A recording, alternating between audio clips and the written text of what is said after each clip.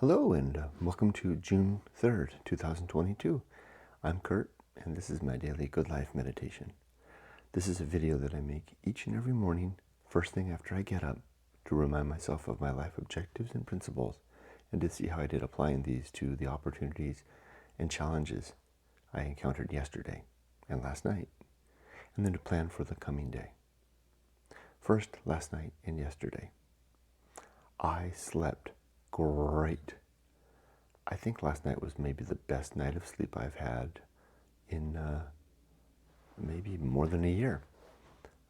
I did stay up a little bit later than usual, which I have to remember that. I stayed up until like 10 o'clock, which is really late for me. It's like an hour and a half past my usual time. Maybe that's it. Maybe I need to start going to bed a little later, which would be fun to reclaim a little time in the evening. The reason we were up late was that Chris, Emily's boyfriend, ambushed us. He texted me that he wanted to talk about something, and asked if I had some time next week. And I said, yeah, sure. I said, free. I'm free. I have today, the next day off. And he said, hey, how about if I come up this evening? So he came up, and we didn't tell Emily, and he surprised her, and they had it was a nice surprise. We had a great dinner. He made really good. Chris likes meat, so she made a really great meaty, fishy dinner, meat and fish together at last, that she kind of threw together in an improvised fashion. I warned her. I said, Chris is coming. I said, I offered to go out and get us a pizza or something like that, but she decided to throw that together. It was great, man. So we had a great dinner, great talk over dinner.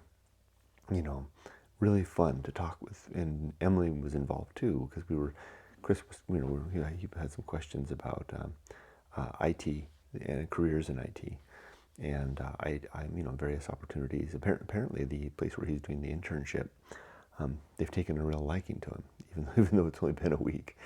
And the director of IT is going to have a meeting with him next week to talk about Chris's possible career paths in IT. So wow, so that's what he wanted to talk to me about, as what topics of conversation in that regard. So we talked about various things, basically the idea that every organization, there's people that do the work, people who manage the people that do the work, and the leaders who set the direction and guide the overall thing. And which of them is he? The people who do the work, maybe heads down, leave me alone, let me do my thing, making widgets, that's me. The people who manage, the people who do the work, the people who like to be in control and, have that bigger picture. And, to my mind, it's the people that want the greater distractions. I like to be a widget maker, because when I'm done making widgets, I can go back to thinking about what I want to think about. The people who manage, the people who do the widgets, have to think about the people and the job and these things, even when they're not managing them. I tried that world. That doesn't suit me. And the people that have the direction of the whole thing, well, they're a whole different class of themselves. Very, very driven, and I don't know. I mean, to speak frankly, I think sometimes they're caught up. They're caught up in the acclaim of their position and authority and control and power, and all the trappings of success. And it's like ants in an ant colony. I mean, some of them are, ants. The queen, genetically triggers the epigenetics. Which genes will unwind, or not unwind, but which genes will express. And you create a giant soldier ant, or a more diminutive worker ant, or male drones, or another batch of female queens. The ant colony needs all of them. I really wonder, is there any possibility that, we know, for example, that things like homosexuality apparently is about the experience of the mother's womb, right? If apparently it decreases the chance of a homosexual male. This is something that I recently learned. I learned it from a YouTube video, so take it with a grain of salt. But apparently 33%, or roughly 30%, it's 1/3 chance increase for every male child she has. The idea being that, this womb has created enough competitive, aggressive males. Maybe aggressive isn't the right word, but maybe it is. Now it's time for a peacemaker. Someone who's going to be more helping the family, bringing people together, etc. Likewise, a woman that experienced, physical trauma or some sort of, disease, she has a greater chance of producing a homosexual male, apparently. In order, again, the idea, we don't know why, but maybe the idea is that someone that's going to be able to be less one to go out and, do his male thing to find a female and take off and leave, but maybe stay behind and help raise the family, right? I mean, mom's in a weakened condition. Anyway, that could all be wrong. I just saw it in a YouTube video, but it was a compelling idea that we have this bundle of genes inside of our DNA, and we know that epigenetics describes which of those genes will express. Some of the genes don't necessarily express, and that the experience of being in the mother's womb and the chemical bath, I don't know how it works, the fetus experiences could impact which of those is expressed. We know that that's the case with ants. It's the queen that triggers her influence triggers whether we'll have more soldiers or more drones, soldiers, workers, drones, or queens. It's the queen herself that influences that. Why not the biology in us? Why not? So by extension, and this is total, just me, some guy at 5:10 in the morning with a cup of coffee, thinking out loud, could it be that in humans we have a similar mechanism for the expression of humans that are like me, that are workers, versus, leaders and dreamers? I mean, why not? Maybe if the society is more stable and staid and resources are plentiful, we create more people who are happy to sit at home on the farm until they're 20 acres or 2 acres, whatever they've got. Or maybe when things are a little bit rough and we need to motivate and innovate, maybe somehow epigenetics expresses to create more people who are driven to get an MBA and to occupy a corner office and to be entrepreneurs and found companies and lead nations.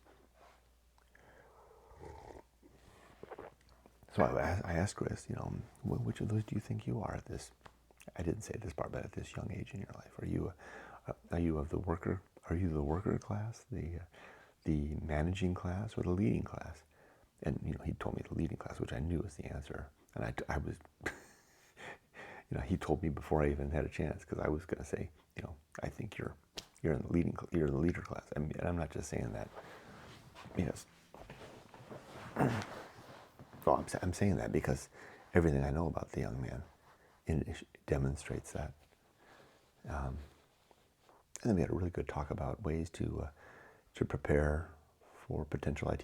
They've actually got him doing analyst work. Really impressive stuff. They gave him a few simple tasks, and before now he's doing a cost-benefit analysis for a new product that they're considering to use. I'm really impressed. We talked about project management. Excuse me. And he may even try to go down the line of getting a PMP certification.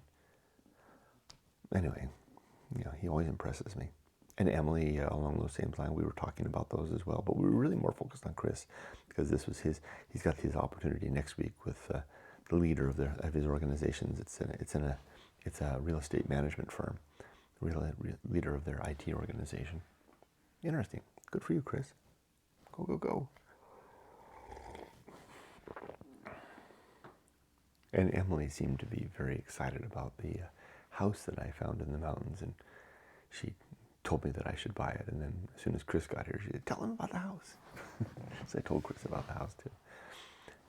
Well, maybe I might look into it, but I expect that we'd probably have to be in Japan. I couldn't buy it, being a a dirty foreigner. one of my civilized ladies would need to. We'd probably do it on my behalf. They're both citizens. I mean, I think I could, but I'd have to be a resident, et cetera, et cetera, et cetera. And I've let all that lapse since coming back to America. So anyway, I slept great last night. What a night. And I feel fantastic. I feel 30. The body of a 30-year-old. Yet I've still got my 58-year-old mind. Which, thank gosh, good. Can you imagine the reverse? Oh. Can you imagine having a 58-year-old, feeling like you had a 58-year-old body, but a 30-year-old mind? Ugh. Ugh. I think I threw up a little in my throat. Okay, so yesterday I was challenged at work by,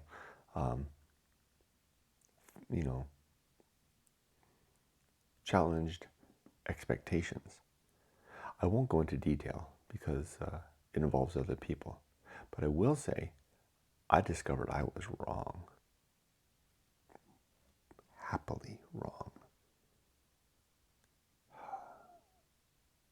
It's great to be sobered up from misconceptions. So, I mean, I was so wrong and so delightful, and that's maybe the other reason why I'm feeling good, because the fact of what I was wrong about is going to make my life a lot easier. I mean, this is a real blessing. Well, it ain't a blessing. What a ridiculous word. I mean, nobody. It's not like any deity up there's pulling strings and we're going to orchestrate this. I mean, okay, even if there is a deity that and they're pulling strings, what a mischievous puppet master that would be. This is just a fortuitous turn of events that revealed how absolutely wrong I was and how much better my work environment is going to be, probably from now till the end of my retirement. This is good news. And if it really bears out that I was truly wrong to the degree that I thought I was, I might have a much easier life ahead of me in terms of work. Okay, that's all I'm going to say. Humbling though, because I thought this is the type of thing that I love. I love when I get slapped down so hard that the whole apparatus of my problem solving and decision making and a mind, the part of my mind, is called into question, where I have to say, if you're this wrong about this, just how stupid are you? And how misled you were, Kurt, to think that you had a good understanding about that at all. And what else am I wrong about? There's got to be, it's got the makings of another principle. The principle of it's not humility, the principle of humiliation.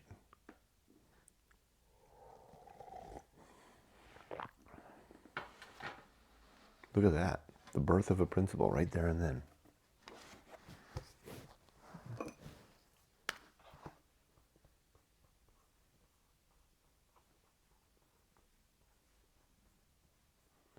How do I work that into a principle, though? The principle of humiliation.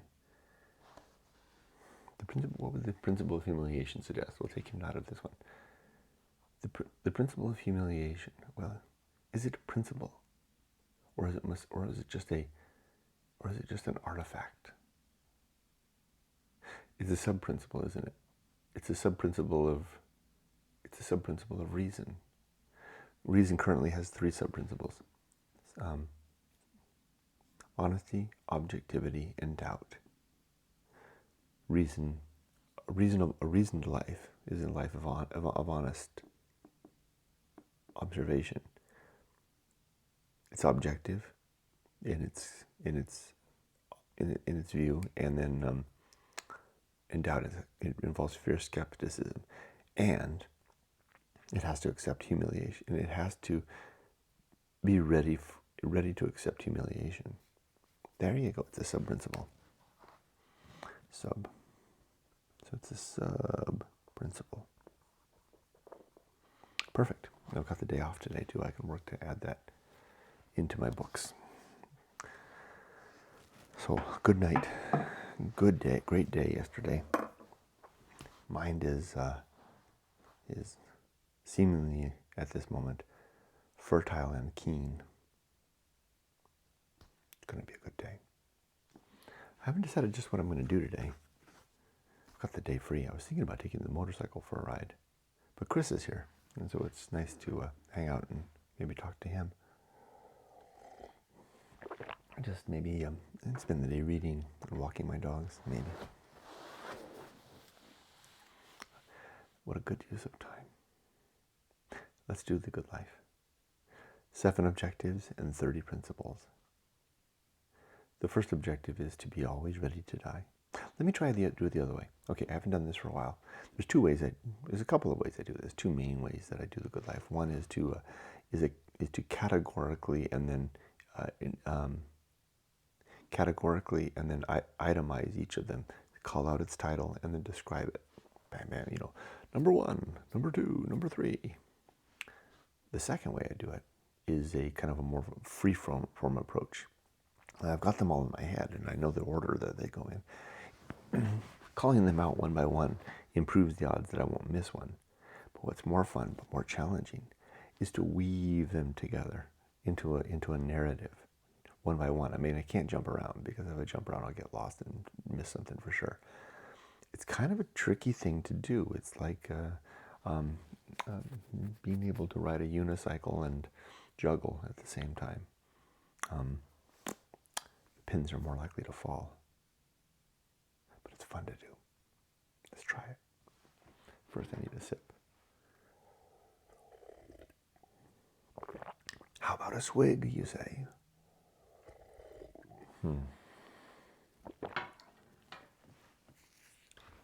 Where'd the dogs go? The dogs left me. The Good Life meditation. Freeform.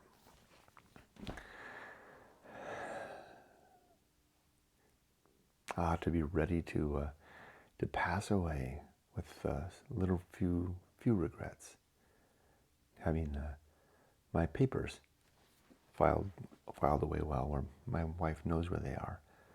Easy to find. A separate one for bank accounts, a separate one for personal files. And to have my wife and daughter and everyone in my life to know I care about them. To not have neglected any kind words or expressions of true affection. And to have my book, Going Alone. Here comes the dogs. In a ready state. A ready state of completion. And formatted, checked, grammar, spelling, proofread many times, ready to go. To be ready to go. And to leave behind me a life of well-lived days where I was able to make good use of my time, to achieve ends that were helpful to others and myself, to be pleased with the passage of moments and not overly concerned that I frittered away my days. And to work hard on the principles and objectives that I used to measure if the day was good, and to help me along the way towards better living, to maintain these, to curate them, to hold each one of them in my hand every day, and to say, is this true? Is it wrong? Does it need to be adjusted? Is it off the mark? Is it broken? Is it imperfect in some way? To keep tinkering all the days on the stuff that matters. My tools, my instruments of better living, and the objectives that I strive for towards that better end. to guard my emotions, to breathe steady in and out through easy times and rough. To not be one to let the circumstances take me away, nor to drive the circumstances where I think they should go in the heat of the moment, but to keep that upset self pushed away, pushed inside, to keep an exterior of calm and control, even if there's something inside me that is raging out of control. I won't show that man on the outside. And I will instead deal with it in other ways. I'll deal with it mainly by attending to whatever was the cause of that. I will react well. I will protect others from the person in me who wants to react otherwise. And I'll call that better living. And I'll do good things. I'll help people. I'll fix problems.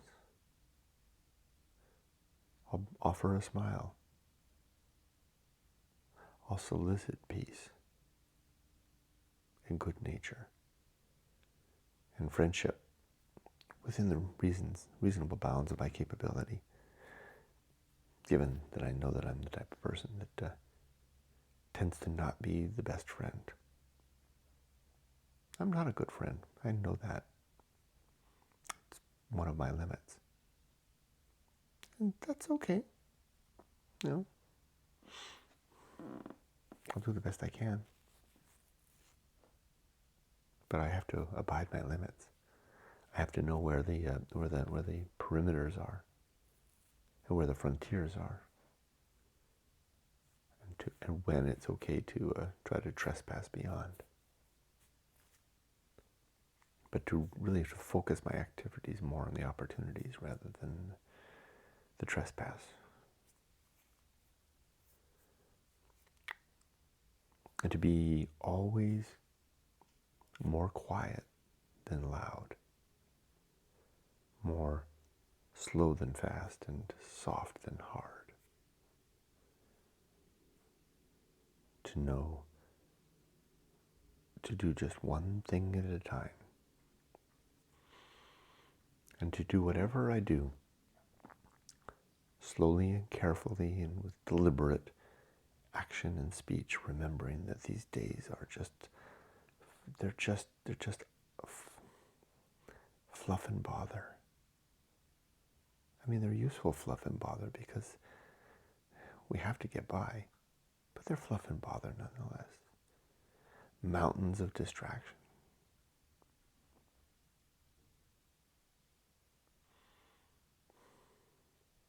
To fight a war, an inward war against myself, to destroy the things that I believe are true, to crush my possessions, to break my heart, to kill my, I want to say dreams, but it's not really a dream, to kill the things that I hold are true. I want them dead. What a thing. To give my last breath, if I can somehow hold out in such a way that I can have a last breath, and to die with no certainty, having done such a thoroughly good and effective job of destroying the things that I think are true. What a death.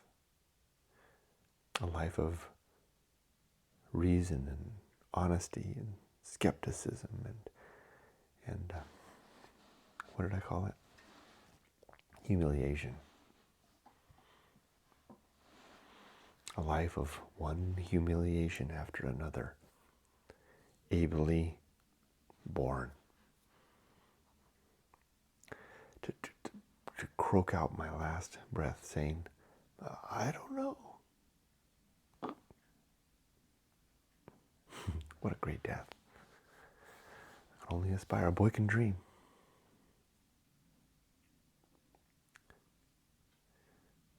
good to remember that I don't have anything more than now. I don't have anything more than this string of moments. Because the consciousness I have within me is trapped inside and is subject to die with me. Not likely to go on, at least there's no reason to think so.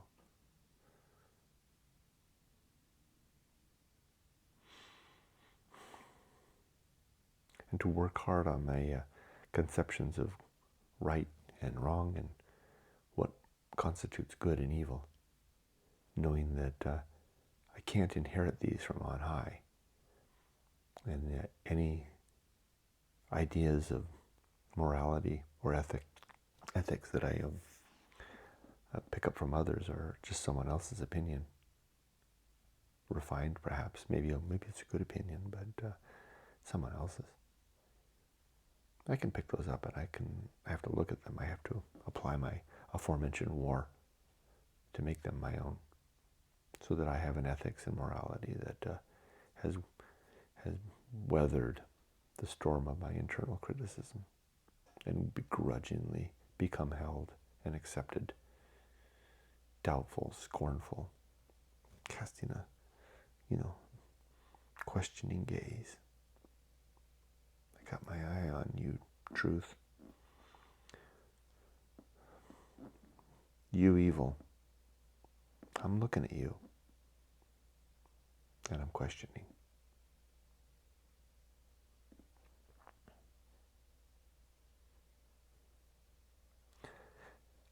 It's good to keep after my purposes, which are, to be a father and a husband, to help make the world a better place, especially for those that can feel pain and can have the benefit of enjoying life. This applies to humans, animals, everything, even plants maybe. Wherever I have any reason to think that suffering might be entailed. And then to keep after my book, to keep refining and molding it in accordance with the aforementioned war and the need to husband my values.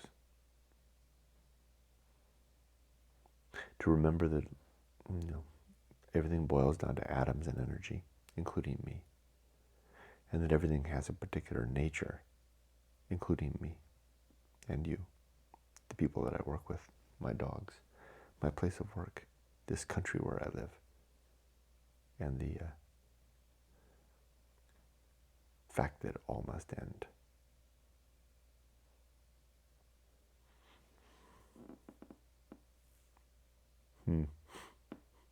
To wonder at my own choices. Are they my own? Do I have that freedom? Or am I simply a bag of chemicals, jostled around by the universe around me, thinking that I'm making choices when I'm really just enacting the consequence of the so many influences that I've experienced in my life to date. Is my will free? I don't think so. But I can't demonstrate that that's true. So this is a very weak and tentative position that I hold. To be mature, to remember my past successes and failures, and to try to do better. To be social, to seek after opportunities to be with others, to learn and to share, and to speak well and write well and read well, to know many words, and to be very careful about what I say, to convey my meaning well, and to remember that the message sent is never the message received.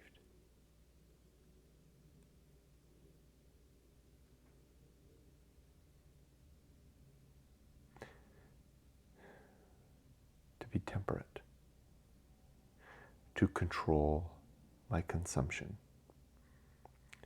to work just enough, to play just enough, eat, drink, all of the things in measured quantities, striving after just enough, as well as an apprehension of just what just enough really is. To know that that entails a little bit of pain when I say no, and that I'm succeeding when I'm living a simple life, and to know where to draw the line with my sense of control, again with the limits, now with the apathy.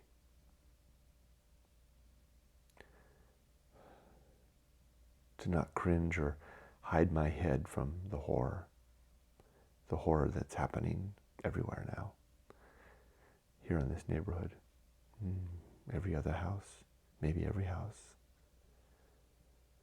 Not so much for me right now, but give it time.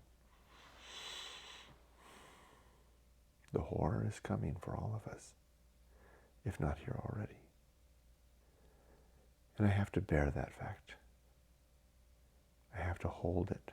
I have to not look away, but not look on such that I'm taking on gratuitous observation, just enough to humiliate again and confound my settled sense.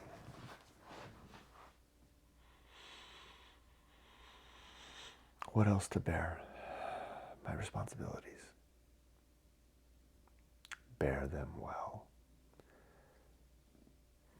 To strive after good adulting at all times.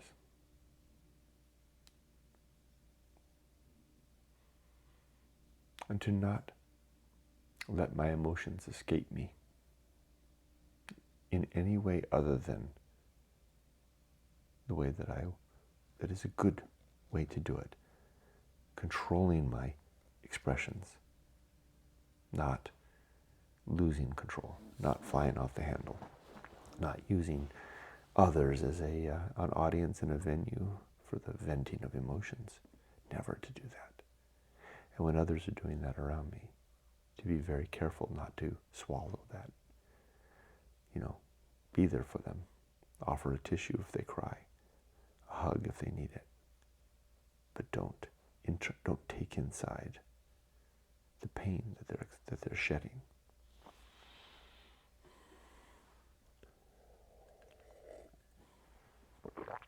Not pain, anger, frustration, heat. That's what it is.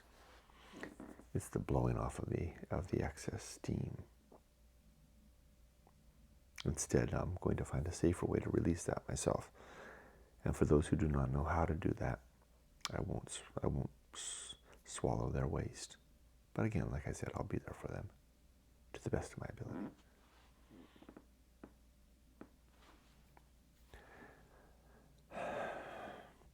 To recognize that it's tempting to spend a life in distraction,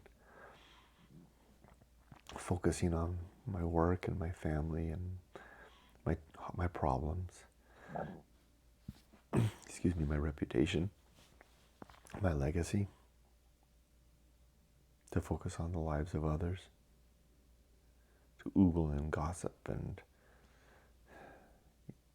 otherwise will fritter my time just to be so damn distracted, to cover up with hobbies and sports and religion and God all the blank emptiness that is the backdrop behind our every moment. It's here right now.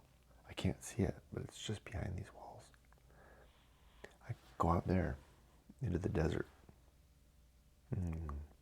That's where it most clearly isn't. You can't see it out there more clearly. That's a scary thing. And that's the thing I don't want to distract myself from. I want to know when I'm not seeing it.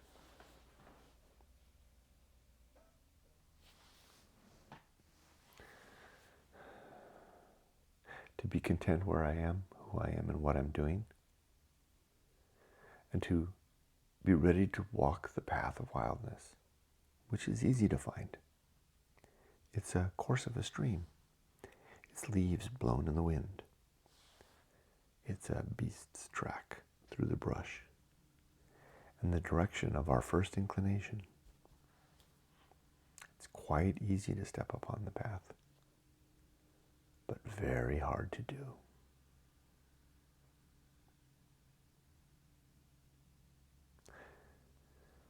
To be ready to attend to the heavy-duty challenges of life, of education and home and family and security, while also able to attend and willing to the deep risk of not finding oneself, or if not finding oneself, making oneself. That's probably a better way to say it. It's not like it's out there before we try. It manifests as a result of our effort. It's a consequence of the effort. We assuage the deep risk by attending to the deep risk. Curious that.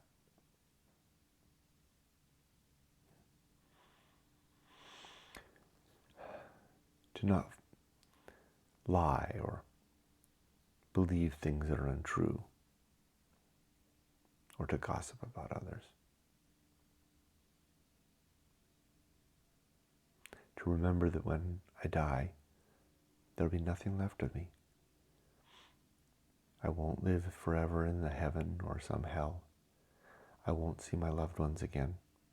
I won't have a chance to reconcile any differences, and I won't know final justice. The only chance for any of that is during these days when we live. So I'll attend to those things now. And I'll face down the fact of oblivion with a sober mind. To strive to have one, or at least one, but maybe more, great life adventures, experiences that are the nuggets and the kernels, the irritants that, like in the body of an oyster, over time become pearls. Planting those seeds early, giving them time to develop, and then to become the man or woman that our efforts put us on a path to be.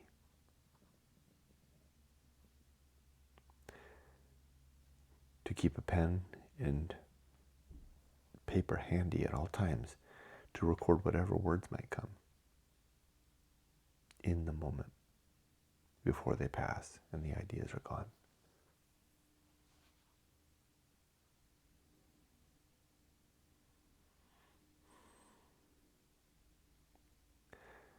To keep after my best ends, but remembering I usually don't hit the mark.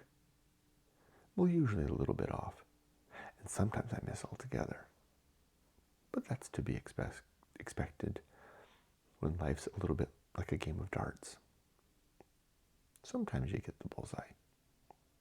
Mostly. You're lucky if you hit the board. But with a little practice, you can do better.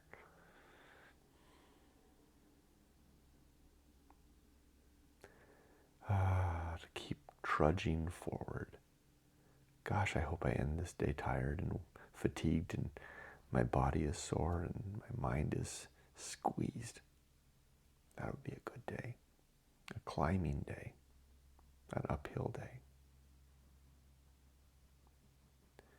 To stay ready to engage this arena of life. Come on. These dogs want to go. You guys ready to go outside? They can hear the gardener out there. Or not the gardener, they're both a golf course.